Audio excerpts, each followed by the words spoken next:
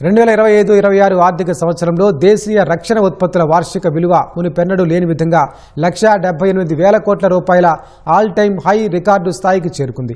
కేంద్ర రక్షణ మంత్రిత్వ శాఖ అధికారికంగా ఈ విషయాన్ని ప్రకటించింది. 2024-25లో రక్షణ ఉత్పత్తుల విలువ 1.54 లక్షల కోట్లుగా ఉండగా గత ఆర్థిక సంవత్సరంలో 15.6% వృద్ధి నమోదైనట్టు పేర్కొంది. 2020-21 ఆర్థిక సంవత్సరంలో రక్షణ ఉత్పత్తుల విలువ 84,643 కోట్లు మాత్రమే ఉండగా కేవలం 5 ఏళ్లలోనే ఇది 110% అద్భుత వృద్ధిని కనబరిచింది. ఈ చరిత్రాత్మక మైలురాయిపై కేంద్ర రక్షణ మంత్రి రాజ్నాథ్ సింగ్ ఎక్స్ వేదికగా హర్షం వ్యక్తం చేశారు.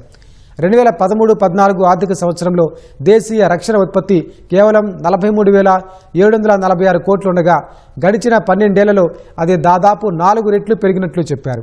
ఇది దేశ రక్షణ పారిశ్రామిక పునాది పటిష్టంగా విస్తరిస్తోందనడానికి నిదర్శనమని కొనియాడారు. రక్షణ ఉత్పత్తి విభాగం, ప్రభుత్వ రంగ సంస్థలు, ప్రైవేటు భాగస్వాములు, పరిశ్రమ వర్గాల ఉమ్మడి కృషి వల్లే ఈ అద్భుతమైన వృద్ధి సాధ్యమైందన్నారు.